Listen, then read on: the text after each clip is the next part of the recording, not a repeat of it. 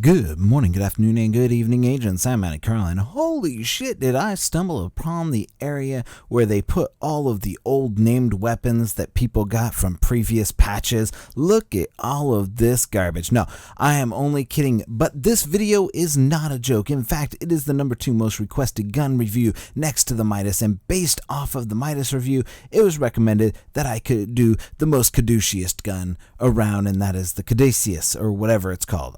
I don't know how to pronounce it. It's got great damage. It has a poor rate of fire, and I didn't have this gun prior to this, so I don't know anything about what it used to be or how it used to feel, but the rate of fire seems pretty low, and the magazine holds around 30 rounds, which is pretty standard. Now, for mine, I went ahead and beefed it up a little, so it might be a little bit overpowered, but I found that I preferred the Warlord that I got over this one, and I now have an idea that most of these guns that are targeted not for PvP, they're mainly for PvE, and the only one I found so far that's mainly for PvP is the Midas. And the main perk on the Caduceus is the Talent Caduceus, which I think is named after the gun.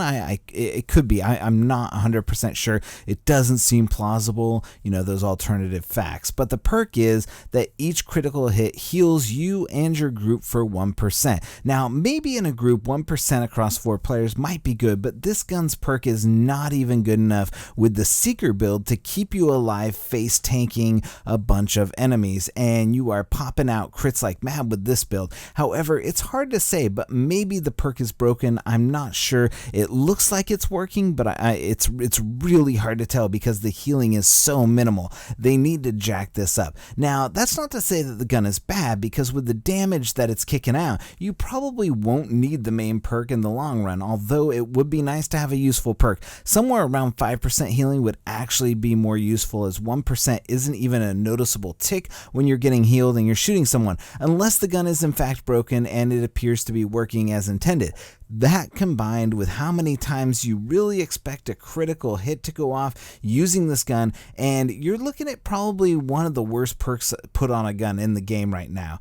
And I would rather have 1% skill haste or recovery than 1% healing, because it just doesn't, it's not going to save your life, and getting shot by enemies is the leading cause of death in this game. So that's really where we're at. Now, this gun, at least how I have it set up, will shred yellow elite NPCs in no time. The time to kill is just absolutely astounding. But in the DZ, you are better off running something that has a higher rate of fire. And I've noticed that high rates of fire work better in the DZ right now. So there's that pro tip right there. Look for something that has like an 800 RPM rate of fire. Now, my personal feeling is that while this gun looks nice, it's got nice blue coating, it has high damage, it has moderate armor destroy bonuses to it, the gun just underperforms in the perk area. The problem here is the reliance on critical hits to heal you, when without the Seeker build, like if you didn't have the Seeker build, if I wasn't running the Seeker build, you would not be getting very many heals, because with the critical hit chance I have without the Seeker build, it's less than like 10%, and it procs maybe 2 times each time I empty the magazine, where the Seeker build helps this out a ton, and you get a ton of critical hits per magazine, but it's not healing you fast enough. Now, in the current state, I would not recommend this gun if you were going into the DZ. Oh, hell no. But PvE, it works perfectly fine and provides a very balanced experience, although the main perk is borderline useless. This perk would be best utilized on the Midas, actually, on another exotic SMG or something like that has a higher than standard critical rate of hit. Personally, I think 1% skill haste per critical hit would probably be a much better perk for this weapon. I think that's what it was previously. Like, the perk was something like you got like, it went, whatever it did, it went to your skill.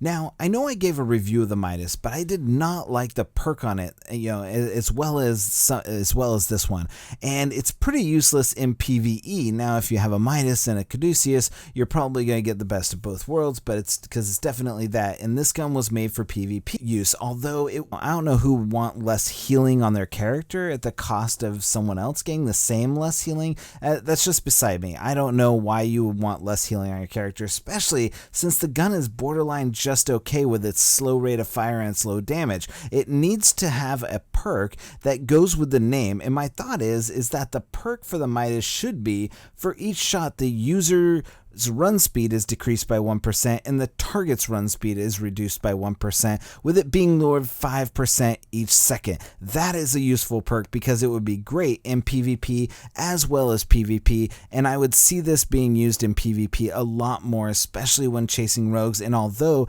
you're still going the same speed as the rogue, your group is not, and it's going to make it really easy for people to catch up, and that is the main reason for this gun, and I think that would be an awesome perk for the Midas. Now, either way, that's my time. Thank you so much for watching. As I go through each of these new exotic weapons, I find that the guns are very underwhelming. They're almost to the state of where they were prior to 1.6, and it's just, you know, they're useless.